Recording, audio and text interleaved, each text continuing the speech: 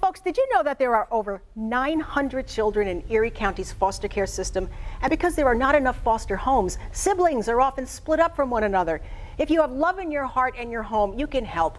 With us today, we have two very important people for you to meet. We have Megan Batista, who is a foster mom, who's an adoptive mom, coming up with more kids coming very soon. Yeah. Congratulations. Thank you. And we have Sarah Falzone, who is an intake coordinator with Longview, Gateway Longview. So good morning, and nice to have you both here. Good morning. And before we get to you, because you have such a great story, let's talk about the foster care system, Sarah, and the kind of people you're looking for to become people like Megan, so we can get more kids into great homes.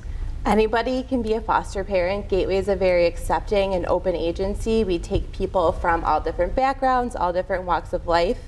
Anybody that's willing to open up their home to children and has unconditional love to give and just wants to help, we would love for you to be foster parents.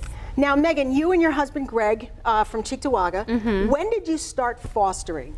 We became foster parents 5 years ago, so we are coming up on our anniversary this month, actually, of being certified, and we have fostered 11 kids. 11 children. You have Mia, who is now your adopted daughter. Right. And you are currently in the middle of getting her two siblings adopted. So you'll have a sibling group of 3 now. Yeah. And you say they've been with you now for a while, so you're already a family. Right. We've had them since our middle daughter is 3. We've had her from the hospital, and so we've had the girls for 3 years, and we're finalizing their adoption in the middle of June. What has this been like for you and Greg?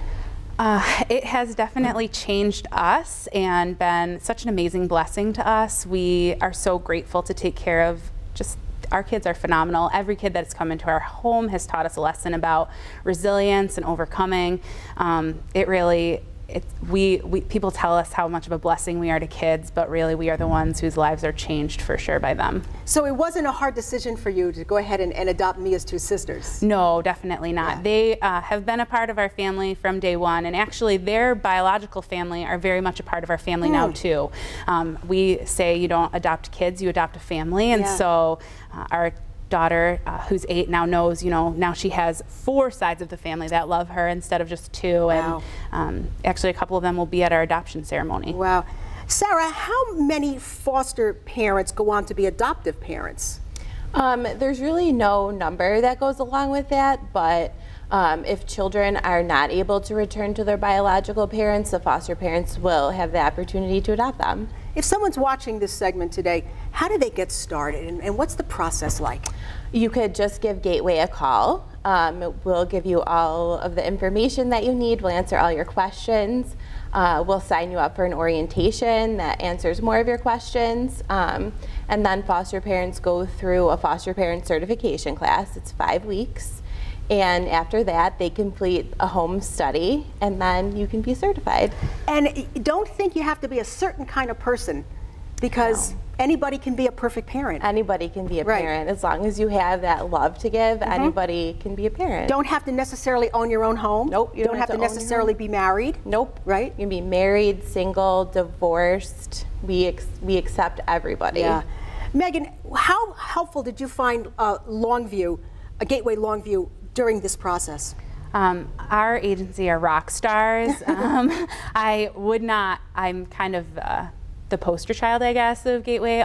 But before they ever put me on the news, I was already that. I tell everyone who I talk to how amazing they are. They are such supports and advocates. We have an amazing home finder, an amazing intake coordinator. Our caseworker, Emily, is phenomenal. Every single step of the process, people are just there to support you and rooting for you, even though we're going through some really tough things. Sure.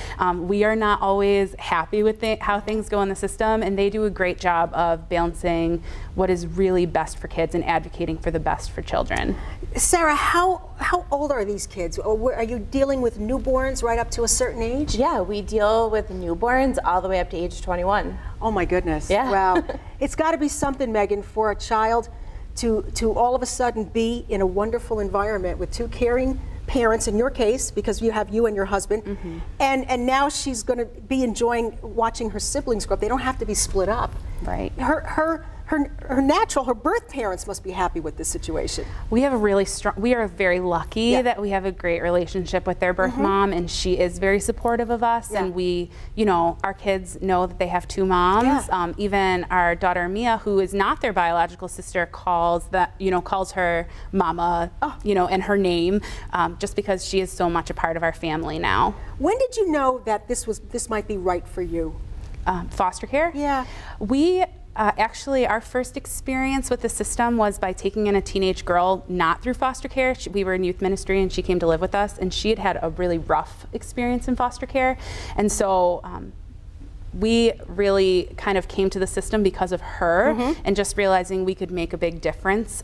But it wasn't an easy decision. We didn't dive right in. It took some time, and going through the classes at Gateway really helped us to solidify our decision that this was what was right.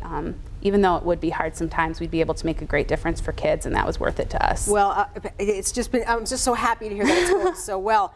But as you heard Megan say, she went through classes. You will go through a pre-certification program and ongoing training programs. You will have a physical, you'll submit background checks, be financially stable, and provide references. And the most important thing is a willingness to commit and unconditionally provide care to children. Yeah, that's fantastic. That's wonderful. And by the way, fostering doesn't always lead to adoption.